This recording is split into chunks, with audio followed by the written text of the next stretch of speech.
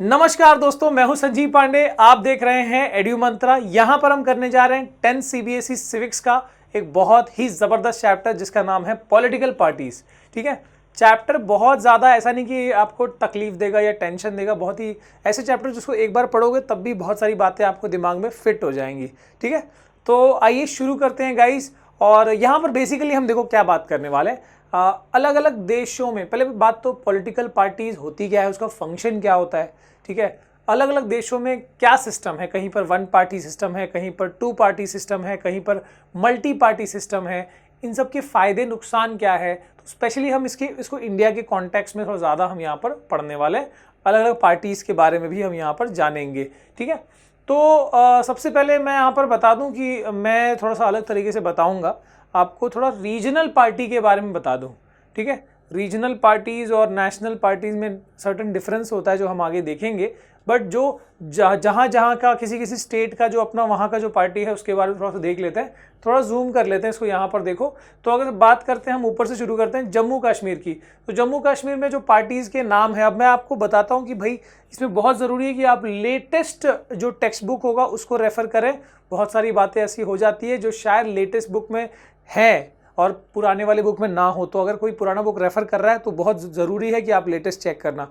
Otherwise क्या होगा कि बहुत कुछ एक आध क्वेश्चन ऐसे आ जाते हैं जहाँ पर बच्चे फंस जाते हैं, क्योंकि वो लेटेस्ट बुक में वो उसके बारे में इन्फॉर्मेशन होती है। तो ये थोड़ा ज़रूरी है, ये स्पेशली इस चीज़ की बात करें अगर तो। ठीक है, तो जम्मू कश्मीर की अगर रीजनल पार्टी की बात करें तो वहाँ पर Jammu and Kashmir National Conference, इसके बाद एक और है Jammu and Kashmir National Panthers Party, then we have Jammu Kashmir Peoples Democratic Party. ठीक है, अब यहाँ पर किताब में अगर आप चेक करोगे ना तो उसमें आपको ये भी दिया हुआ है, क्या चीज़, जो डेट्स है, ठीक है, वो भी मेंशन करी गई है, वो भी आप चेक कर सकते हो।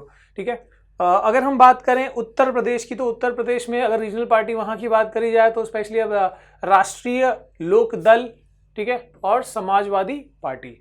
इसके बाद बिहार की बात करें तो बिहार में जनता दल यूनाइटेड, लोक जनशक्ति पार्टी, ठीक है, उसके बाद राष्ट्रीय जनता दल, इसके बाद है राष्ट्रीय लोक समाज पार्टी। ठीक है, तो ऐसे कुछ यहाँ पर नाम है। ठीक है, शॉर्टकट में आप जानते होंगे जेडीयू, ठीक है, एलजेपी, तो ये सब चीज़ें आप स्पेशली आरजेडी, ठीक है, लालू प्रसाद यादव का। ठीक है, तो ऐसे कई सारी पार्टीज़ हैं। ठीक है, अगर हम बात करें पंजाब की, तो पंजाब में यहाँ पर पंजाब या दिल्ली, वो सब अगर प्रोविंस की बात करी जाए, पंजाब, दिल्ली, हरियाणा, तो यहाँ पर आम आदमी पार्टी, ठीक है, हमारे केजरीवाल साहब, और इसके अलावा शिरोमणि अकाली दल। ठीक है, इसके बाद है इंडियन नेशनल लोक दल। ठीक है, काफ़ी पार्टीज है भाई, देखो सबका अपना अपना चुनाव चिन्ह है। ठीक है, इसके बाद बिहार की बात करी जाए, बिहार का तो हो गया। Then we have Sikkim. Sikkim की तरफ देखा जाए तो वहाँ पर जो रीजनल पार्टी है सिक्किम डेमोक्रेटिक फ्रंट। ठीक है, सबका एस्टेब्लिशमेंट कब हुआ है वो बताया गया वहाँ पर, सिक्किम क्रांतिकारी मोर्चा। ठीक है, इसके बाद हम बात करते हैं अरुणाचल प्रदेश, असम की देखते हैं। असम, तो असम में all India United democratic front, और उसके बाद असम गण परिषद, उसके बाद है बोडोलैंड पीपल्स फ्रंट। ठीक है, इसके बाद अरुणाचल प्रदेश की बात करें तो peoples party of Arunachal Pradesh. ठीक है, नागालैंड की बात करें तो नागा पीपल्स फ्रंट। ठीक है, ये मणिपुर में भी है। इसके बाद अगर मणिपुर की बात करें तो पीपल्स डेमोक्रेटिक अलायंस। ठीक है, और भी हम देखेंगे। ठीक है, इसके बाद यहाँ पर जो भी दिया हुआ है, झारखंड की अगर हम बात करें तो जेएमएम, इसके बाद झारखंड मुक्ति मोर्चा जिसको कहते हैं, एजेएसयू पार्टी। ठीक है, AJSU is all Jharkhand students union. इसके बाद जेवीएम यानी कि झारखंड विकास मोर्चा। ठीक है, और देखते हैं गाइस कितनी रीजनल पार्टीज है भाई इंडिया में, और देखते हैं। तो यहाँ पर अब मेघालय की बात करते हैं, Hill State Peoples Democratic Party, United Democratic Party, National Peoples Party. ठीक है, इसके बाद ये मणिपुर में भी है। इसके बाद मिजोरम की बात करें तो मिजोरम पीपल्स कॉन्फ्रेंस, फिर जोरम नेशनलिस्ट पार्टी, फिर मिजो नेशनल फ्रंट। ठीक है, देखो जोरम मिजो, क्या बात है। वेस्ट बंगाल की बात करें तो ऑल इंडिया फॉरवर्ड ब्लॉक, इसके बाद revolutionary socialist party also in Kerala. ठीक है, और भी तृणमूल कांग्रेस वो सब भी है। ठीक है, लेकिन हम यहाँ पर स्पेसिफिकली अभी रीजनल पार्टी की बात कर रहे हैं, ठीक है। इसके बाद यहाँ पर अगर हम बात करें महाराष्ट्र की, तो अदर देन शिवसेना यहाँ पर महाराष्ट्र नवनिर्माण सेना भी है, MNS जिसको हम बोलते हैं, ठीक है। इसके बाद और कौन सा है और बताएं। यहाँ पर गोवा में देखो महाराष्ट्रवादी गोमांतक पार्टी और फिर गोवा फॉरवर्ड पार्टी, ठीक है। इसके बाद कर्नाटक की बात करें तो जनता दल सेकुलर, और अगर हम तेलंगाना रीजन की बात करें, तेलंगाना राष्ट्र समिति, ऑल इंडिया मिजलिस ए इत्तेहादुम मुस्लिमीन, ठीक है। यहाँ पर पार्टीज का नाम बहुत सारे हैं यहाँ पर देखो। अभी अगर पौंडीचेरी की बात करें तो ऑल इंडिया NR कांग्रेस, ठीक है। फिर है पत्ताली मक्कल कच्ची, देन वी हैव केरला के देखो तो केरला कांग्रेस, ठीक है। और उसके बाद इंडियन यूनियन मुस्लिम लीग। तो ये सब नाम जो है भाई जान के रखने जरूरी है। इसके बाद आंध्र प्रदेश का देखो तेलुगु देशम पार्टी, ठीक है, ये तो काफी सुना हुआ लग रहा है। YSR कांग्रेस पार्टी, क्या बात है, तेलंगाना में भी है अब ये, ठीक है। इसके बाद तमिलनाडु की बात करें तो तमिलनाडु में है ऑल इंडिया अन्ना DMK, ठीक है, या इसको बोलते हैं AIADMK बोलते हैं। Then we have Dravida Munnetra Kazhagam, ठीक है, ये पौंडीचेरी में भी है, ठीक है। और फिर देशीय मुरपोक्कू द्रविड़, ठीक है, कज़गम। तो ये सब अलग अलग पार्टीज, अलग अलग रीजन के हिसाब से नाम भी थोड़े से वेरिएशन दिख रहे हैं हमको यहाँ पर, ठीक है। बट ये सब रीजनल पार्टीज है। नेशनल पार्टीज की बात करें तो we have Indian National Congress है ना, कांग्रेस पार्टी है। उसके बाद भारतीय जनता पार्टी है, BJP है, ठीक है, BSP है, बहुत सारे हैं जो हम देखेंगे अभी। चलो पहली बात तो ये थोड़ा सा अपने नोट पे शुरू करते हैं कि सब लोग जो है ये मानते हैं कि politics is a bad business, ठीक है। पॉलिटिक्स बहुत ही गंदी चीज है ना, पॉलिटिक्स नहीं होनी चाहिए। लेकिन मतलब ऐसा शब्द बना दिया पॉलिटिक्स को कि जैसे वो किसी गाली की तरह लगता है। लेकिन क्या ये सच में ऐसा है? क्या सच में हमको ऐसा मानना चाहिए? तो देखते हैं। The quality of democracy depends on, देखो ये चैप्टर का ना आपको ये एंड में मिलेगा, बट मैं चाहता हूं कि जो मेन चीजें हैं ना वो आपको समझ में आ जाए, चैप्टर की जो थीम है वो आपको समझ में आ जाए, जो वैल्यू है आपको समझ में आ जाए, ठीक है। इसलिए हम यहां बात करें कि पॉलिटिक्स को गंदा मानते हैं, लेकिन क्या है असल में, क्या कोर है और कैसे वो सुधरेगा। तो देखो मेन चीज बताया गया है, the quality of democracy depends on the degree of public participation. तो सबसे जरूरी चीज यहां बता दी गई है, चैप्टर के एंड में बताया गया वैसे, कि किसी भी अगर हम लोकतंत्र की बात करें, डेमोक्रेसी की बात करें, तो वहां पर जो उसकी जो क्वालिटी है वो किस चीज पे डिपेंड करती है, लोगों के पार्टिसिपेशन पे, है ना। ऐसा काफी टाइम होता है, देखते हैं हम जब वोटिंग या जब इलेक्शंस होते हैं तो हमको बहुत ज्यादा इन्फ्लुएंस किया जाता है या कहा जाता है कि भैया वोट तो करिए आप। तो वोट करने से ही, है ना, मैक्सिमम जब वोटिंग होती है तो उससे पता लगता है लोगों का भरोसा कितना है डेमोक्रेसी के ऊपर। और जब आप वोट करते हैं तो उसी के बेस पे ही तो जो पार्टीज, जो लीडर्स चुन के आते हैं वो उसी बेसिस पे आते हैं, ठीक है। तो ये बहुत जरूरी है हमारा पार्टिसिपेशन, और सिर्फ वोट करने तक ही हमारा पार्टिसिपेशन नहीं होता, उसके बाद भी बहुत सारी चीजें होती है, ठीक है। और क्या, it is difficult to reform politics if ordinary citizen do not take part in it and simply criticise from outside. देखो ये जो लाइन है इसके बारे में ही कहा गया है कि हम दूर से कह देते हैं कि पॉलिटिक्स बहुत गंदी चीज है ना, इसमें नहीं जाना चाहिए। लेकिन ये बोलना बहुत आसान है, इसको अगर सच में हमको सुधारना है तो हमको इसका पार्टिसिपेशन इसके अंदर करना होगा। इसका ये मतलब नहीं होता कि हर बंदा जो है वो इलेक्शन में उतर जाए, लेकिन उसके अंदर हम किस तरीके से अपना रोल प्ले कर सकते हैं, कैसे सरकार हमारी वजह से इन्फ्लुएंस रह सकती है, हमारी वजह से सरकार को बातें पहुंच सकती है। तो ये सब बातें जो है हमको समझनी होंगी, और इसमें ये जो हम पढ़ेंगे तब ये बातें हमको क्लियर होंगी, ठीक है। और क्या बताया गया, the problem of bad politics. क्या प्रॉब्लम है एक्चुअली पॉलिटिक्स, बैड पॉलिटिक्स क्यों कहा जाता है, या क्या प्रॉब्लम है, कैसे सुधारा जा सकता है। So the problem of bad politics can be solve by more and better politics, ठीक है। तो ये इसमें एक ही लाइन में बहुत सारी बातें बता दी गई कि कोई भी चीज जिसको हम बैड कहते हैं उसको तभी इंप्रूव किया जा सकता है जब वो गुड से रिप्लेस होगा। जैसे मैंने एक लाइन सुनी है कि हमारे ब्रेन में, हमारे दिमाग में भी अगर मान लो कोई ऐसी थॉट्स आ रही है, नेगेटिव थॉट्स आ रही है, तो नेगेटिव थॉट्स को हटा के फेंकने का जो तरीका है वो यही है कि वो खाली तो नहीं रह सकता ना, तो उसमें पॉजिटिव थॉट्स डालनी पड़ेंगी, तब वो नेगेटिव निकलेगा। तो यहाँ पर भी सिंपल सी बात है कि अगर चाहते हो कि भाई देश में बैड पॉलिटिक्स ना हो, तो वहां पर बहुत जरूरी है कि वहां पर गुड पॉलिटिक्स इंट्रोड्यूस की जाए। ठीक है, तो ये तभी हम इन सब बातों को जो है वो सुधार पाएंगे। ठीक है, देन अब है थोड़ा सा एक शब्द जो है मुझे लगा जो मैं पहले आपको बता दूं। ठीक है, देन हम चैप्टर में प्रोसीड कर सकते हैं। पार्टीशन या पार्टीशनशिप क्या है? अब देखो पार्टीशन का मतलब क्या है। A person who is strongly committed to a party और ग्रुप और फैक्शन। कभी आपने देखा होगा कोई ऐसा पर्सन आपके आसपास में या आपकी फैमिली में, ठीक है, कोई ऐसा हो जो मतलब आंख बंद करके और किसी पार्टी में विश्वास करता है। ठीक है, a person who is strongly committed to a party, किसी एक ग्रुप या किसी एक पार्टी की तरफ वो एकदम से कमिटेड है शुरू से और हमेशा रहता है। ठीक है, चाहे थोड़ा गलत भी हो जाए, क्या दिक्कत है। तो इस चीज को बोलते हैं पार्टीशन। तो पार्टीशनशिप क्या हुआ?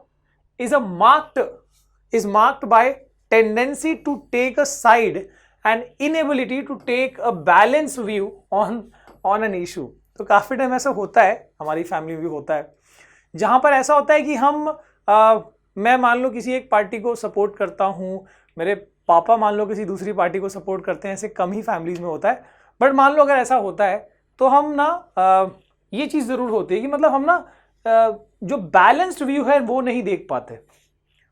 अगर मैं आंख बंद करके किसी एक पॉलिटिशियन पे बिलीव करता हूँ, मान लो मोदी जी पे बिलीव करता हूँ, ठीक है, या कांग्रेस का कोई राहुल गांधी हो या जो भी है, ठीक है, हमारे अरविंद केजरीवाल है, जो भी है, अगर मैं किसी एक पर्सन को बिलीव करता हूं तो ऐसा बहुत कम होता है कि जब सामने वाला अगर समझो उसकी नेगेटिव बातें बताता है, उसकी कुछ ऐसी बातें हैं जो शायद उस पार्टी में या उस पर्सन में कुछ गड़बड़ है, तो मुझे वो नहीं दिखाई देंगी, मैं बस उस पार्टी को सपोर्ट करूंगा और मैं अच्छी बातें उसमें डिस्प्ले करता रहूंगा।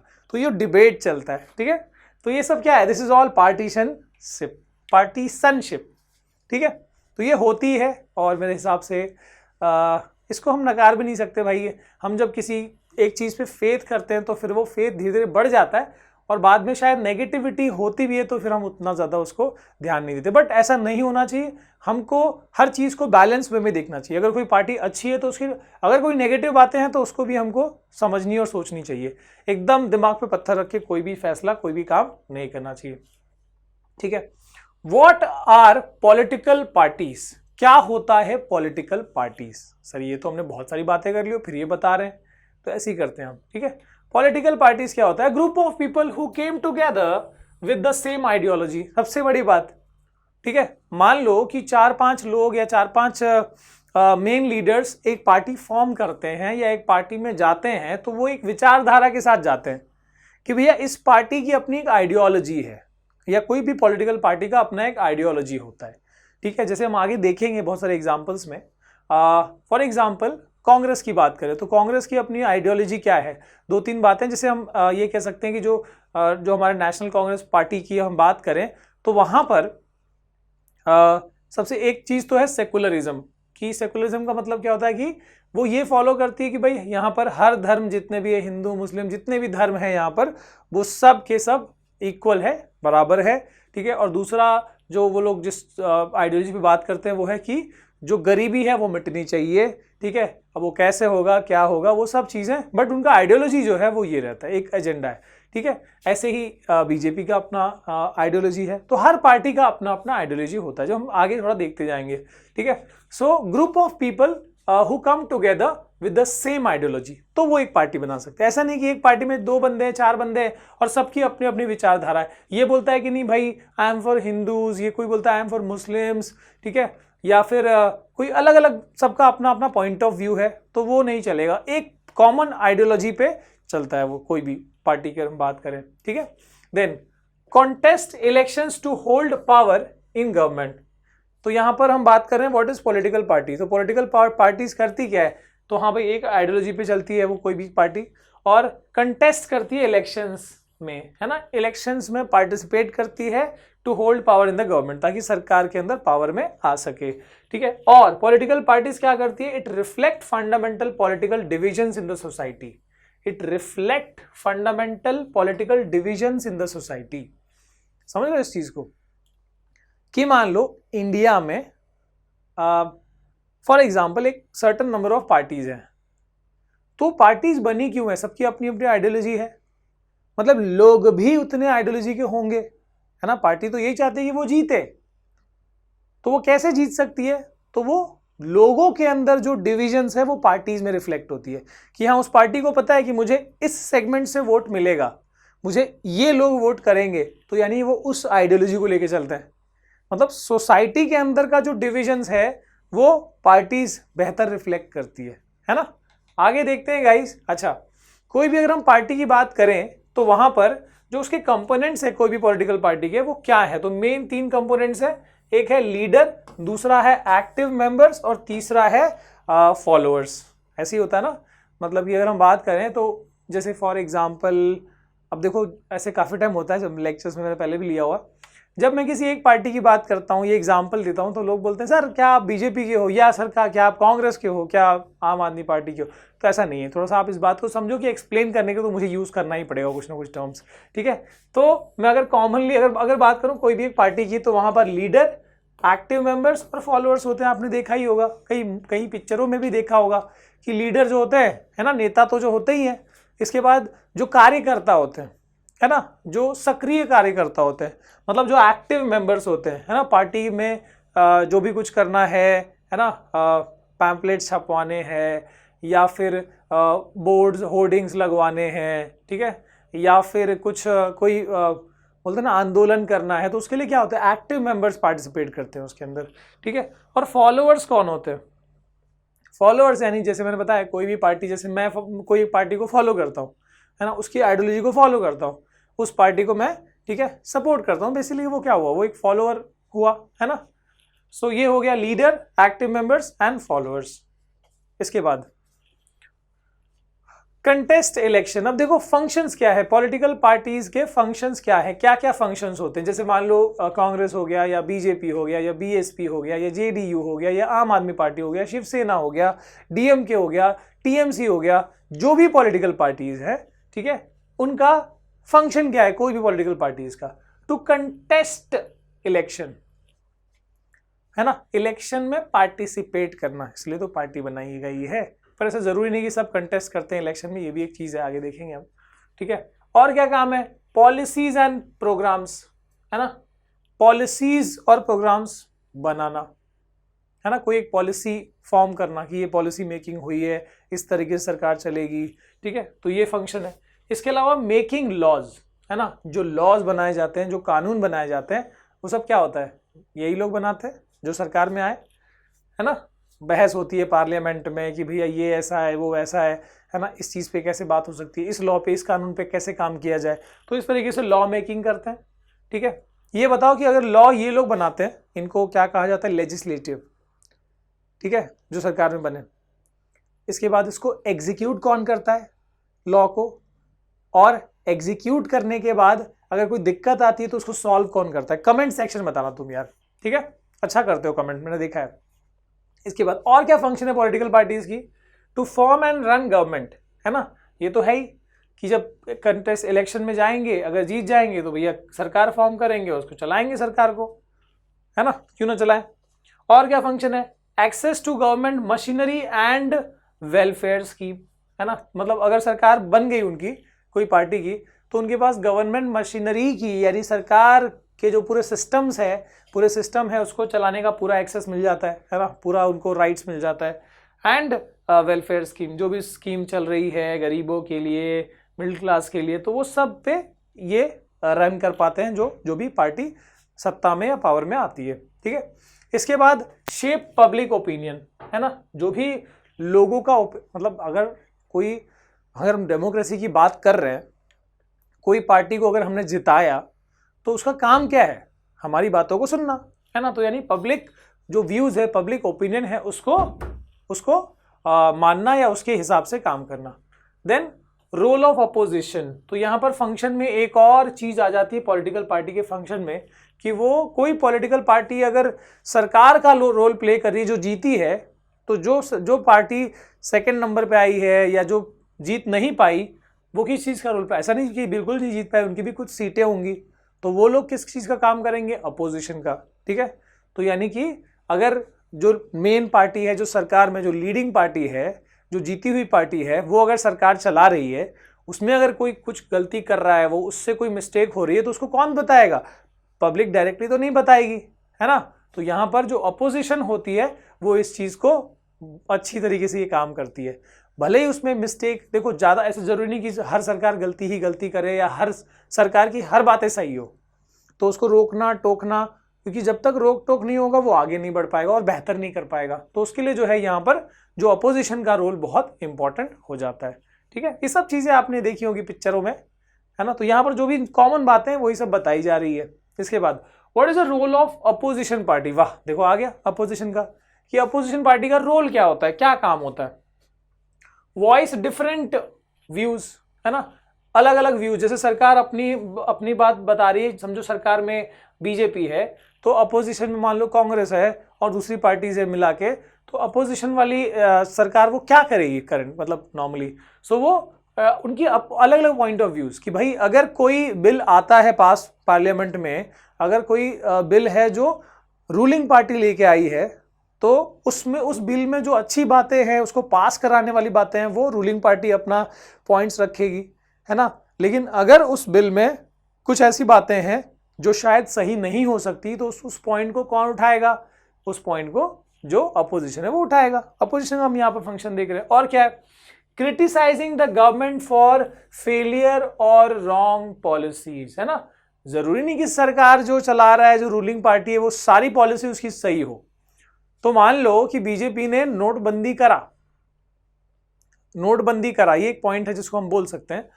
तो ऐसा नहीं कि बोल सकते हैं, बट अगर मान लो एक ऐसे काफी लोग कहते हैं कि हाँ वो इट वाज अ फेलियर, तो अगर समझो अपोजिशन ये कह रहा है कि वो फेलियर है, तो जो अपोजिशन है वो क्या करेगा? उसके लिए पॉइंट्स रखेगा।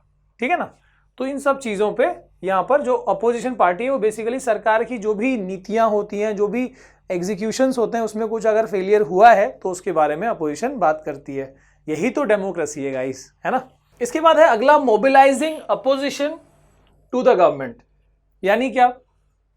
मोबिलाइज मतलब क्या? इकट्ठा करना, अपोजिशन को इकट्ठा करना। अपोजिशन का काम ही क्या होता है कि जैसे एक पार्टी मान लो सत्ता में है, जो सरकार में है, जो रूलिंग पार्टी है, वो अगर कोई चीज़, कोई पॉलिसी ला रही है, तो अगर उस पॉलिसी में कुछ तकलीफ लग रही है, कुछ कमी लग रही है, तो जो मेन अपोजिशन पार्टी होती है वो क्या करती है? वो बाकी दूसरी पार्टीज जो हैं, छोटी छोटी पार्टीज जो रूलिंग पार्टी के साथ नहीं है, तो उन सबको इकट्ठा करती है ताकि आवाज़ और ज़्यादा बुलंद हो सके। तो बेसिकली उन सबको इकट्ठा करना वही है mobilising oppositions. Then help to improve policies and programme, है ना। अपोजिशन का काम ये भी है कि जो भी पॉलिसी लाई जा रही है बाय द रूलिंग पार्टी, जो पॉलिसी पास होने की बात हो रही है, जो लॉ या जो भी चीज़ें आ रही हैं, अगर उसमें कुछ पॉइंट्स ऐसी हैं जो शायद पूरे ओवरऑल सिस्टम के लिए सही नहीं है, ठीक है, कुछ पॉइंट्स अगर वहाँ गलत है, कुछ ऐसा है कि भाई वो कमी हो सकती है, तो उसको सुधारने का भी काम जो है अपोजिशन बखूबी करती है। इसके बाद मेक गवर्नमेंट अकाउंटेबल, है ना। इससे तो होता ही है ये चीज़ कि अगर मान लो कोई सरकार हमने चुनी, हमने एज ए सिटीजन कोई सरकार चुनी, अगर वो अकेले ही सत्ता में है, तो क्या लगता है वो कितना अकाउंटेबल होगा, वो कितना रिस्पॉन्सिबल होगा? वो कोई भी काम कर रहा है, उसको कोई रोक टोक ना हो, तो वो कितना रिस्पॉन्सिबल होगा? तो अपोजिशन पार्टी यही काम करती है बेसिकली, कि वो अपोजिट पॉइंट ऑफ व्यू रखने का काम करती है, जिसकी वजह से जो सरकार है वो ज्यादा अकाउंटेबल हो पाती है। ठीक है ना। तो ये तो हो गया भाई रोल ऑफ अपोजिशन। आगे देखते हैं necessity of political parties. Political parties की जरूरत क्यों है वो देखें। तो अगर पहले तो ये समझो कि अगर कोई पार्टी ना हो, if there are no parties, कोई पॉलिटिकल पार्टी ना हो, तो क्या होगा? No candidate will make any promise to the people. ठीक है। अगर मान लो एक ही पार्टी है या कोई ऐसा पॉलिटिकल पार्टी का सिस्टम नहीं है, मैं मान लो कैंडिडेट हूं, तो मैं प्रॉमिस नहीं करूंगा भाई कि भाई मैं तुम्हारे लिए बिजली, पानी, सड़क, ये सब चीज़ों के लिए मैं प्रॉमिस ही नहीं करूंगा। अलग अलग पॉलिटिकल पार्टीज होती है, तो क्या होता है? कंपटीशन होता है। तो भैया वो अगर कंप्यूटर दे रहा है तो ये पता नहीं आईफोन या मैक कंप्यूटर दे दे। तो यहाँ पर क्या होता है कि कोई पार्टी जो है प्रॉमिस नहीं करेगी। उसके बाद the utility of government will be zero, है ना। सरकार का यूज क्या रहेगा अगर पॉलिटिकल पार्टी नहीं है, तो गवर्नमेंट फॉर्म करने का यूज क्या रहेगा, है ना। तो अगर सरकार तभी लॉजिकल बनती है जब अलग अलग पार्टीज कंटेस्ट करती है इलेक्शन में, हम उनको उनमें से किसी को मेजॉरिटी देते हैं और वो सरकार बना के और सही तरीके से पॉलिसी मेकिंग कराती है ना। No one will be responsible to working of the country. कोई भी मतलब हमारा जो देश है वो कैसे ऑपरेट हो रहा है, कैसे चल रहा है, उसके लिए कोई जिम्मेदारी नहीं होगा तो हम किसको ब्लेम कर पाएंगे। हमारी आदत है ना ब्लेम करने की, ठीक है। तो यहाँ पर कोई पार्टी होगी जिसने अगर मान लो कि वो कोई भी पॉलिसी बना रही है तो वो अच्छी है बुरी है, तब हम उसको कहते हैं, है ना। कोई रिस्पॉन्सिबल नहीं होगा तो फिर कैसे चलेगा सिस्टम। इसलिए ज़रूरी है भाई पार्टी सिस्टम, ये जो पॉलिटिकल पार्टीज का ज़रूरत इसलिए है। तो अब क्या नेसेसिटी है, डायरेक्टली देखते हैं यहाँ पर। For the emergence of representative democracy, है ना। डेमोक्रेसी का मतलब ही होता है कि जहां पर हमारे रिप्रेजेंटेटिव्स को हम भेजते हैं सरकार चलाने के लिए, मतलब हम वोट करते हैं और हमारे रिप्रेजेंटेटिव्स जाते हैं और वो डायरेक्टली या इनडायरेक्टली एक ग्रुप और एक लीडर फॉर्म करते हैं जो सरकार चलाती है। तो ये पूरा सिस्टम जो है ये तभी हो पाता है जब पॉलिटिकल पार्टीज का सिस्टम है ना। इसके बाद टू सपोर्ट और restrain the government. Political parties जरूरी क्यों है कि वो सरकार को कुछ पार्टी सपोर्ट करे या कुछ पार्टीज अपोज करे। तो सपोर्ट या अपोज करने का जो सिस्टम है ये भी पॉलिटिकल पार्टी की वजह से हो पा रहा है। टू मेक पॉलिसीज, ये हमने ऑलरेडी बात कर ली, इसके फंक्शन में आता है, इंपॉर्टेंट फंक्शन में आता है। टू जस्टिफाई और अपोज द पॉलिसीज, है ना। तो अगर जैसे सपोर्ट कर रहा है तो उसको जस्टिफिकेशन मिलेगा। अगर कोई पार्टी है जो रूलिंग पार्टी के पॉलिसी से खुश नहीं है तो उसको वो अपोज करेगा, ठीक है।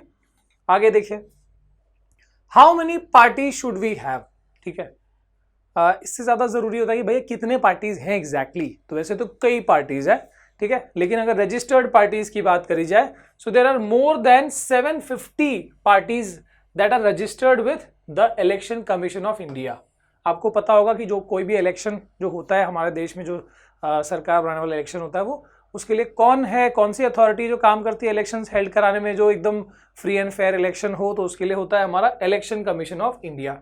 तो हमारे इलेक्शन कमीशन ऑफ इंडिया में की अगर हम बात करें तो वहां पर रजिस्टर्ड पार्टीज कितनी है, तो दैट इज 750 प्लस, ठीक है। ऐसे तो छोटी मोटी कई पार्टीज होंगी।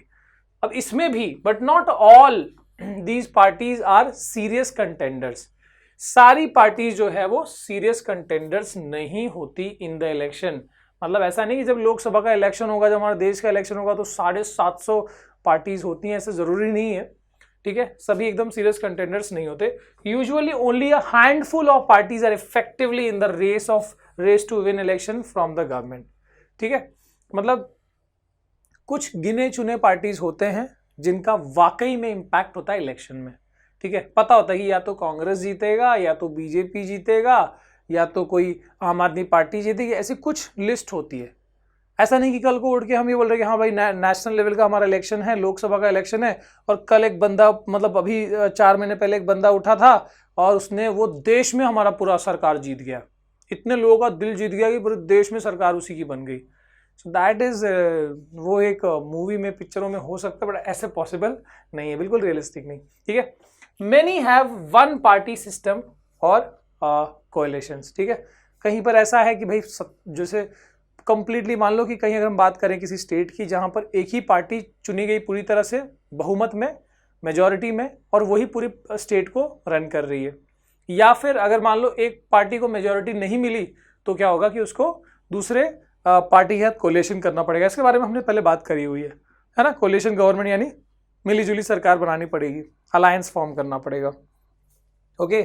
अब यहाँ पर इलेक्शन जीतने के लिए कितना हमको, मतलब कोई भी पार्टी को कितना सीट्स चाहिए होता है, तो जो भी सीट्स है ओवरऑल, अगर हम स्टेट की बात करें या सेंटर की बात करें, ठीक है, लोकसभा हो या फिर विधानसभा हो, तो 50% से ज़्यादा सीट्स, ठीक है।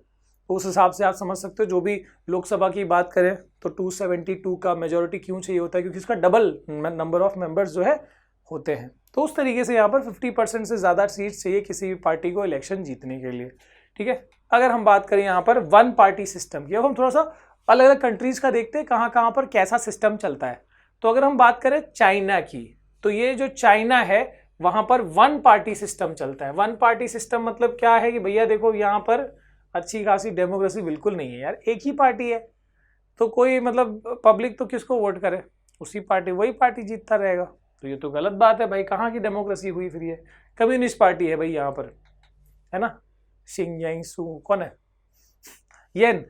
इसके बाद अगला है यूनाइटेड स्टेट्स या फिर यूके, इनकी बात करें तो यहाँ पर टू पार्टी सिस्टम चलता है, ठीक है। सो यहाँ पर क्या है, बेसिकली दो पार्टीज होती है, ठीक है, और यहाँ इसमें या तो इस पार्टी मतलब अभी दो ही पार्टी के बीच में या इसके ये लोग अपना लीडर चुन लेंगे, ठीक है, जो लोअर ये है अथॉरिटीज है वो अपना यहाँ पर लीडर चुन लेंगे और ये दो लीडर्स के बीच में क्या होगा, इलेक्शन होगा। तो यहाँ दो पार्टी सिस्टम चलता है। लेकिन अगर हम बात करें इंडिया की या फिर बात करें हम फ्रांस की, तो यहाँ पर क्या चलता है, मल्टी पार्टी सिस्टम, ठीक है।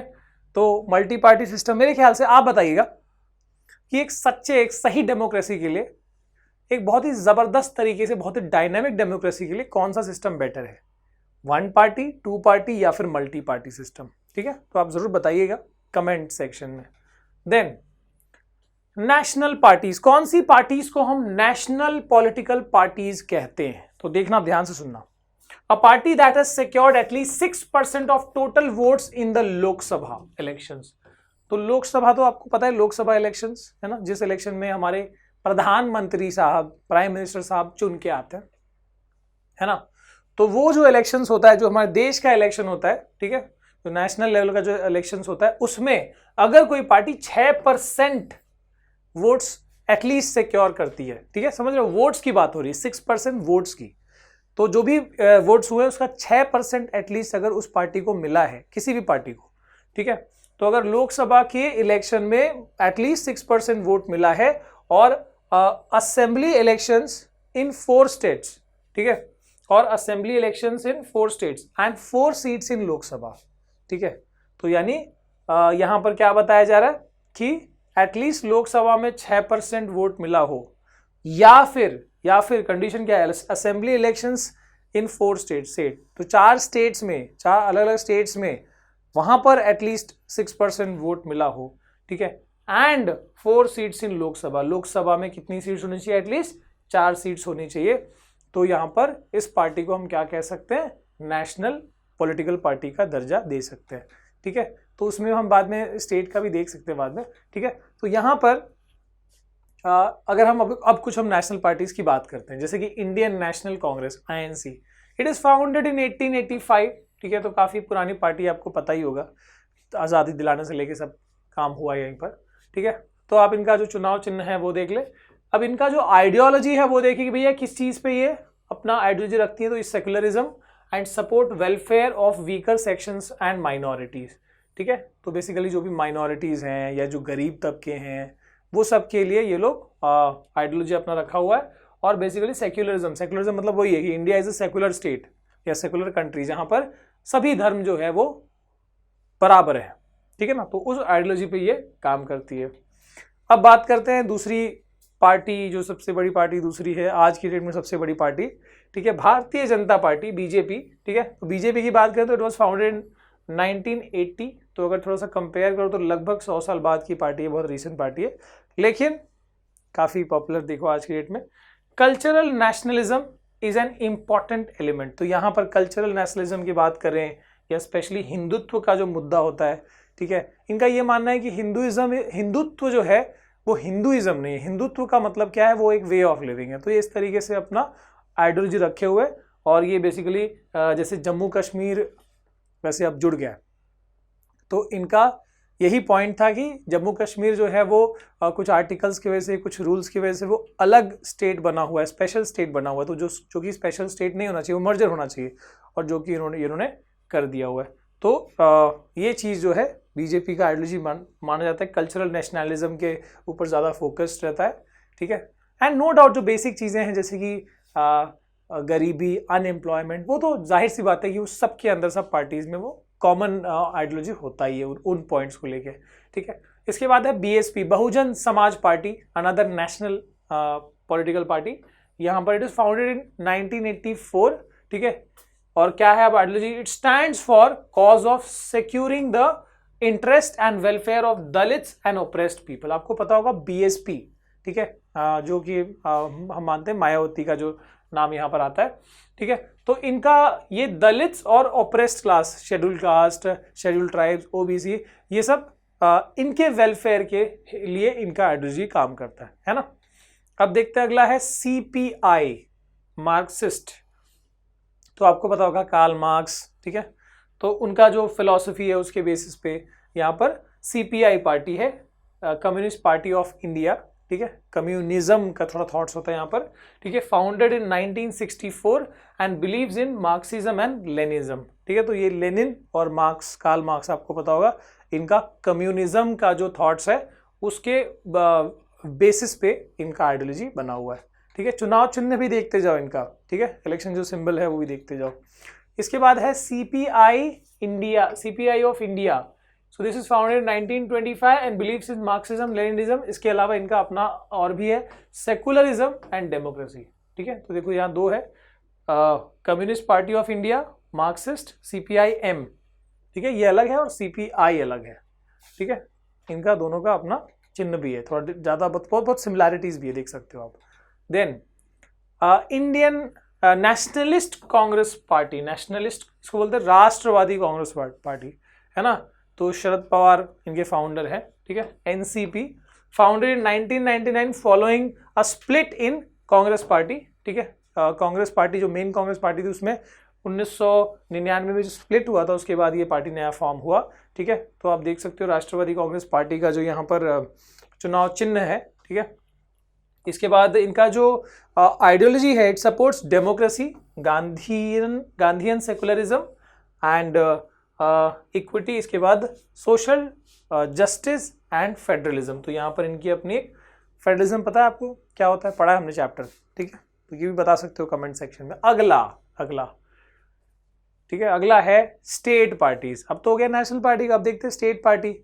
A party that secures at least 6% of total votes in election of legislative assembly। इस बात का ध्यान देना, यहां पर वो लोकसभा का था, लोकसभा में कम से कम 6% सीट, वो कहां का था, नेशनल पार्टी के लिए कंडीशन था। स्टेट पार्टीज के लिए क्या कंडीशन है कि तुम लेजिस्लेटिव असेंबली में, यानी जो विधानसभा होता है, जो स्टेट इलेक्शंस होते हैं, उसके अंदर एटलीस्ट 6% आपको वोट्स लेने हैं, ठीक है।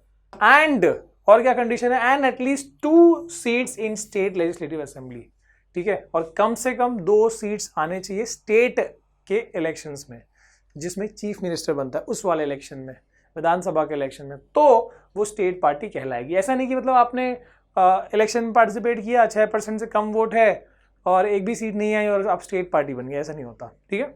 तो आपको एटलीस्ट 6% वोट चाहिए होगा और पूरे स्टेट का एटलीस्ट 6% वोट चाहिए होगा और एटलीस्ट 2 सीट्स है वो सिक्योर करनी होगी, ठीक है। इसके बाद कई सारी पार्टीज है, स्टेट पार्टीज की बात करें तो जैसे आम आदमी पार्टी हो गई, ठीक है, आप पार्टी, उसके बाद समाजवादी पार्टी हो गई, शिवसेना हो गई, then we have Jammu Kashmir National Conference, All India Trinamool Congress, AITC, इसके बाद में है बहुजन समाज पार्टी यानी BSP, communist party of India Marxist CPI-M, ठीक है, इंडियन डेमोक्रेटिक पार्टी IDP, ठीक है। उसके बाद है महाराष्ट्र नवनिर्माण सेना MNS, और उसके बाद है द्रविड़ मुन्नेत्र कज़गम DMK, ठीक है।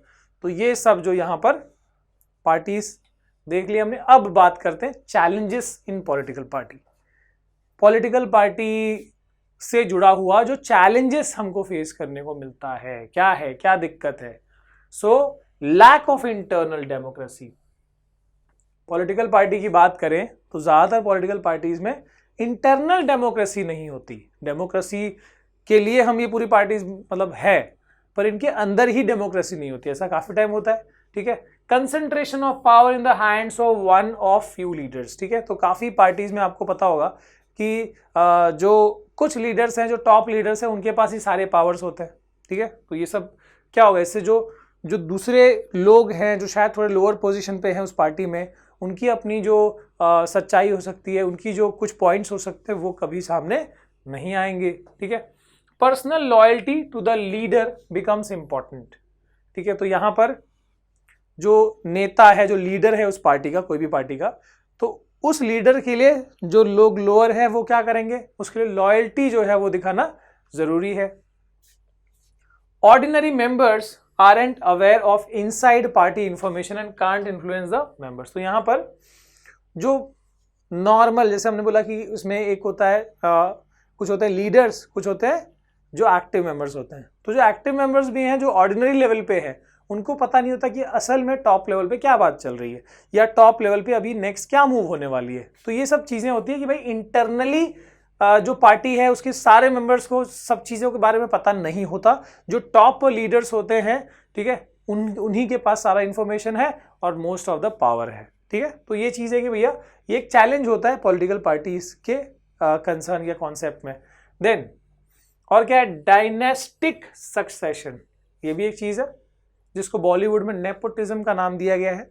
ठीक है, तो वैसा यहाँ पर आप देख सकते हो डायनेस्टिक सक्सेशन। तो जैसे होता है ना राजा का बेटा राजा बनेगा, तो यहाँ पर अब पता है आपको कि ऐसा नहीं है, राजा का बेटा अब राजा नहीं बनेगा, इसलिए ये लोकतंत्र है। ठीक है ना, तो यहाँ पर लेकिन फिर भी क्या होता है, रियलिटी क्या है, leaders favour people close to them, है ना। जो नेता है किसी पार्टी का वो अपने जो नजदीकी जो लोग हैं उनको फेवर करेगा, उनको सीट्स देगा, है ना, उनको टॉप पोजीशंस देगा।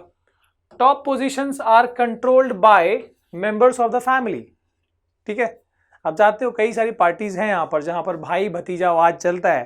ठीक है, तो जो फैमिली मेंबर्स हैं उनको ही टॉप पोजीशन दी जाती है, उनको ही मेन सीट्स दी जाती है, तो वो सब चीजें हैं। No way for an ordinary worker to raise to top, ऐसा काफी कम ही होगा कि एकदम जो लो लेवल का बंदा जो एकदम कार्यकर्ता की तरह जो ज्वाइन हुआ था वो आगे एकदम पीएम या सीएम बन जाए, ये बहुत कम टाइम ऐसे होगा। ठीक है, और खासकर उस पार्टी में कभी नहीं होगा जहां पर भाई भतीजावाद जो है बहुत ज्यादा चलता है। People win inadequate experience come to power. ठीक है, पीपल विथ इनएडिक्वेट एक्सपीरियंस, तो इसमें यही होगा ना, अगर डायनेस्टिक सक्सेशन चल रहा है तो जिसको ज्यादा एक्सपीरियंस नहीं है, जो सिर्फ उसके टॉप लीडर्स का रिलेटिव है जो अभी अभी आया पॉलिटिक्स में, उसको भी टॉप सीट मिल सकती है। तो इससे क्या होगा, इससे भैया डेमोक्रेसी उतनी सही नहीं चल पाएगी। अगला क्या दिक्कत है भैया ये पॉलिटिकल पार्टी सिस्टम में, तो यहाँ पर role of money and muscle power, ये भी होता है काफ़ी टाइम कि भैया जो ऐसा होता है ना किसी पार्टी में कि समझो कि एक पर्टिकुलर जगह की सीट जो है वो किसी जो एफिशिएंट बंदा है जो उस पोजीशन के लिए कैपेबल है उसको ना दे के काफ़ी टाइम ऐसा होता है कि उस बंदे को सीट दे दी जाती है इलेक्शन में जिसने पैसा दिया या जिसके पास बाहुबली पावर है। तो ये भी हो जाता है। शॉर्टकट्स टू विन इलेक्शन, है ना, ये भी होता है भैया, काफ़ी मूवी में भी देखा होगा कैसे इलेक्शन जीतने के लिए शॉर्टकट लगाए जाते हैं, पैसे खर्च किए जाते हैं, सब गलत बात है ना। Nominated candidate have lost of money lots of money and support, जो नामांकित किए गए सदस्य है, कैंडिडेट्स है, ठीक है, उनके पास पैसा है, पावर है, जीत सकते हैं। Rich people, companies, criminals influence the policies and decisions. तो अगर ऐसा होगा कि भैया कोई इलेक्शन जो है वो या तो पैसे के दम पे या तो पावर के दम पे, इन सब के बेसिस पे अगर इलेक्शन हुए, मान लो कोई पार्टी जीतती है, सत्ता में आती है, वो जीती है किसके पैसे से, किसी बिजनेसमैन के या कोई क्रिमिनल के, तो फिर अब क्या होगा, उससे पॉलिसी मेकिंग पे तो बहुत तगड़ा असर पड़ेगा। ठीक है, तो ये सब चीज़ें जो है ये एक चैलेंज है, चैलेंजेस है हमारे डेमोक्रेसी के, या डेमोक्रेसी के नहीं, बेसिकली पूरा जो पॉलिटिकल पार्टी का जो सिस्टम है उसके उस चीज़ से जुड़ा हुआ। ठीक है, लैक ऑफ मीनिंगफुल चॉइस, क्या मतलब है इसका, decline in ideological differences among the parties. ठीक है, जैसे यहाँ पर एग्जांपल दिया है ब्रिटेन का लेबर एंड कंजर्वेटिव पार्टी, तो ये बेसिकली ऐसा है, मैं आपको इंडियन टर्म्स में बताता हूँ, हम अपने हिसाब से बताते हैं कि ऐसा काफ़ी टाइम होता है ना, दो ऐसी पार्टीज मिलके सत्ता बना देती है, बहुत ही शॉकिंग होता है ये, दो ऐसी पार्टीज मिलके सत्ता बना देती है, मतलब इलेक्शन से पहले ये दोनों अलग अलग लड़ रहे थे। ठीक है, अब क्या हुआ, दोनों को पूरी सीट नहीं मिली है, दोनों एक दूसरे के खिलाफ लड़े हैं, पूरी सीट नहीं मिली है, और आइडियोलॉजी बिल्कुल अलग है दोनों की, लेकिन फिर भी इलेक्शन के बाद ये दोनों जुड़ के और एक सरकार बना सकते हैं, है ना। हम सोच रहे थे कि भैया ये सही है, कोई सोच रहा है ये सही है, सोच रहा है इलेक्शन के बाद दोनों जुड़ गया। तो ये सब चीज़ें जो है यहाँ पर बहुत गलत एक इंप्रेशन क्रिएट करती है अमंग द पीपल, इसलिए लोगों को काफ़ी टाइम ये लगता है कि भैया हम वोट क्यों दें जब ऐसे सिस्टम चल रहा है। तो इस विश्वास को हमको बनाने के लिए ये सब चीज़ों को थोड़ा सा ध्यान, मतलब एलिमिनेट करना होगा. People can't elect different leaders because same set of leaders keep shifting from one party to other. है ना, ऐसा होता ही है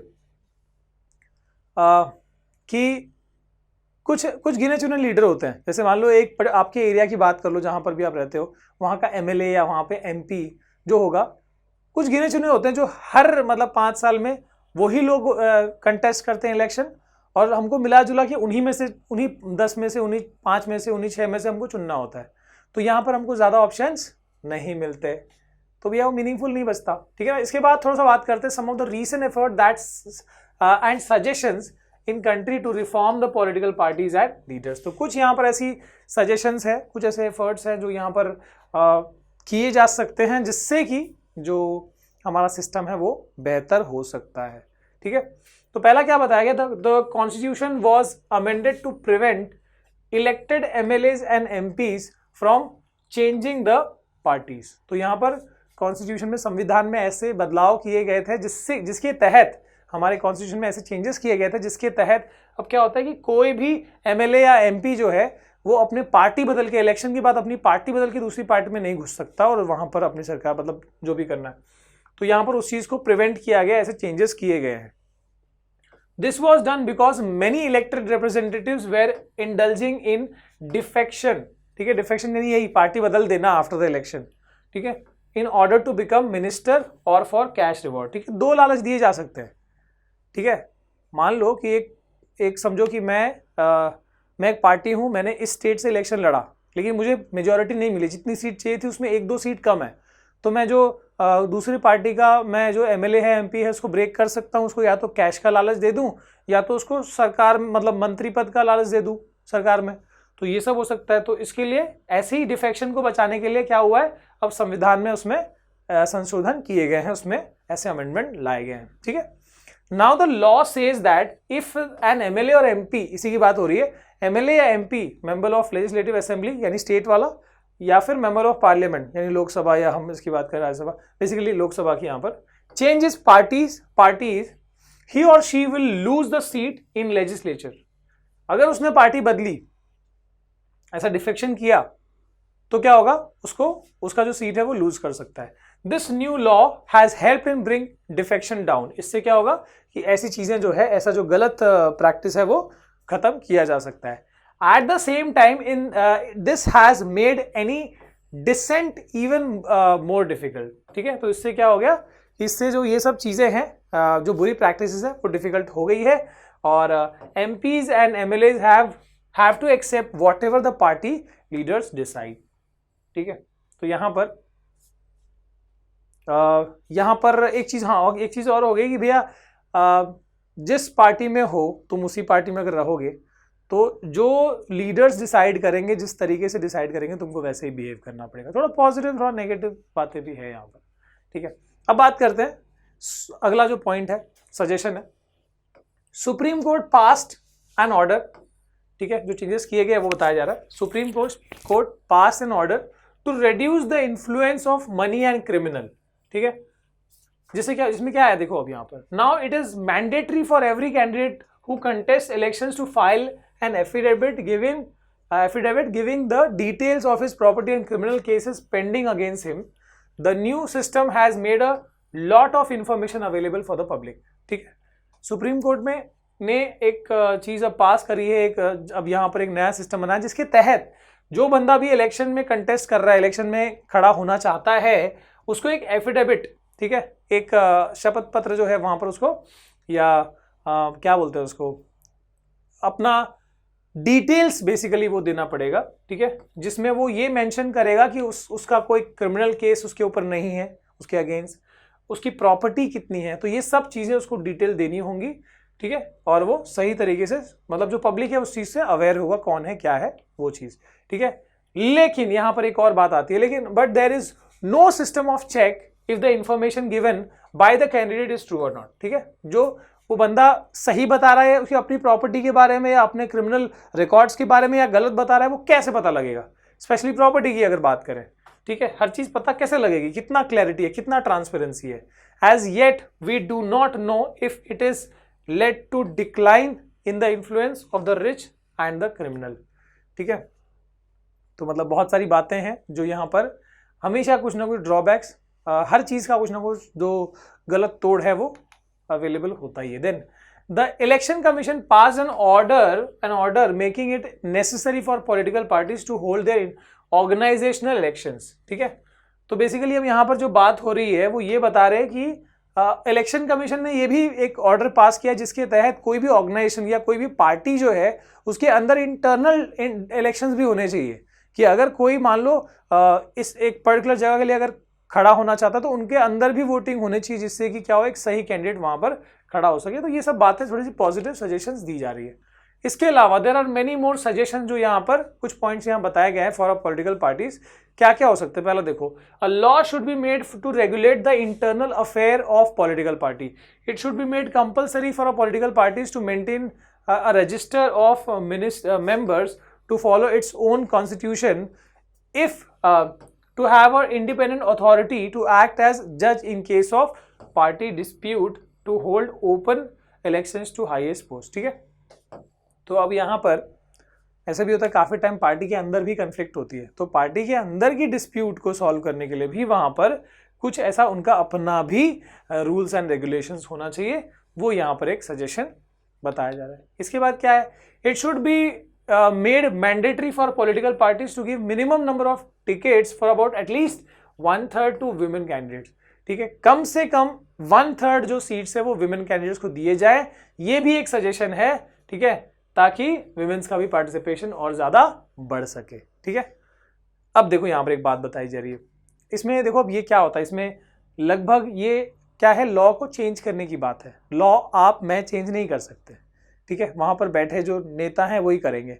तो अल्टीमेटली जो भी बातें हो रही है, अगर वो लगेगा कि उनके लिए बेनिफिशियल नहीं है तो वो चीज नहीं करेंगे। तो there are many drawbacks guys. ठीक है, there should be state funding of election. तो यहां पर ये बताया जा रहा है कि ऐसा अगर मतलब हम चाहते हैं कि अगर मान लो कोई बिजनेसमैन या कोई क्रिमिनल या कोई रिच पर्सन इलेक्शंस को अपने तरीके से ये ना करे, मतलब अपना पैसा डाल के अगर वो ऐसा नहीं करे कि हाँ जितवा दे किसी को इलेक्शन, तो इसके लिए जरूरी ये है कि जो सरकार है उसको जिम्मेदारी लेनी चाहिए, फंडिंग करनी चाहिए इलेक्शंस की, ताकि और क्या क्या बातों में, पेट्रोल, पेपर, टेलीफोन, जो भी चीजें लग रही है उन सब बातों में, ठीक है, जो एक्सपेंसेस है वो पार्टीज को दिए जाए।